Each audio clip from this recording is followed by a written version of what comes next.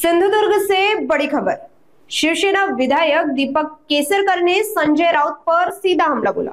उन्होंने कहा, शिवसेना को जितना नुकसान हुआ है वह सिर्फ राउत की बयानबाजी से हुआ। केसरकर ने दावा किया कि जनता शिवसेना के साथ है, पार्टी की दौड़ जारी रहेगी और हम सवालों में नहीं बल्कि जनता के काम में भरोसा करते हैं। साथ ही उन्होंने अपील की कि राज्य में पत्थरबाजी जैसी घटनाएं नहीं होनी चाहिए। संजय राऊत काय बोलतात ह्याच्याबद्दल तुम्ही फारसं सिरियसली घेऊ नका, कारण काहीही बोलायचं आणि लोकांचं लक्ष वेधायचं हे आता लोकांना माहिती झालंय। या बोलण्यामध्ये काहीही तथ्य नसतं। आमचा पक्ष आहे, आमचं स्वतःचं चिन्ह आहे आणि बाळासाहेबांचे विचार आहेत ते घेऊन आम्ही सातत्याने पुढे जातोय आणि ही घोडदौड पुढे चालू राहणार। आमचे किती आमदार निवडून आले ह्याचा विचार सुद्धा लोकांनी केला पाहिजे आणि नंतर अशा तऱ्हेच्या स्टेटमेंट दिल्या पाहिजे। ते असं म्हणतात की एकनाथ शिंदेंचं काही कर्तृत्व नाही, त्यांचे जे आमदार आहेत किंवा जे त्यांचे खासदार आहेत त्यांना उद्धव ठाकरेंनी सिंदूर लावला आहे।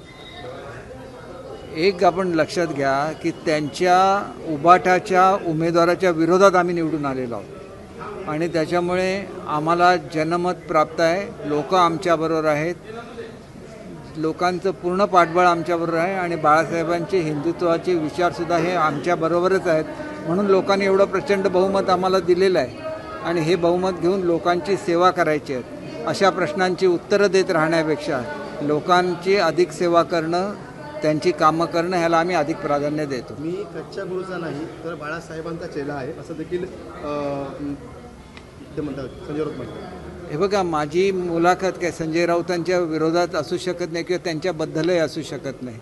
त्यांचं अधिकचं प्रेम हे कोणाबरोबर आहे हे सगळ्या जनतेने बघितलेलं आहे आणि अनेक वेळेला मी ज्याला राष्ट्रवादीमध्ये होतो त्यावेळेला सुद्धा मी ज्या वेळेला पवारसाहेबांना भेटायला जायचो त्यावेळेला संजय राऊत तिथं बसलेले असायचे।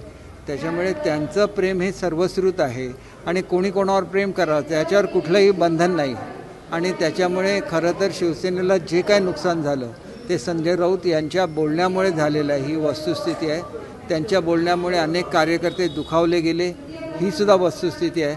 आता त्यांना त्यांचा पक्ष आहे, त्यांनी आपल्या पक्षाबद्दल बोलावं, आमच्याबद्दल त्यांनी बोलण्याचं काहीही कारण नाही असं मला स्वतःला वाटतं। वेळ नसेल तर खुर्च्या रिकामी करा अशी अजित पवारांनी आपल्या मंत्र्यांना तंबी दिली। हे बघा, शेवटी दादा त्या पक्षाचे नेते आहेत, आपल्या मंत्र्यांनी चांगलं काम करणं ह्याच्यासाठी ते काही बोलले तर त्याच्यामागचा उद्देश वेगळा असतो। चांगलं काम व्हावं, लोकांची चांगली सेवा व्हावी हाच त्यांचा उद्देश असतो आणि म्हणून ते असं बोललेले आहेत असं मला वाटतं।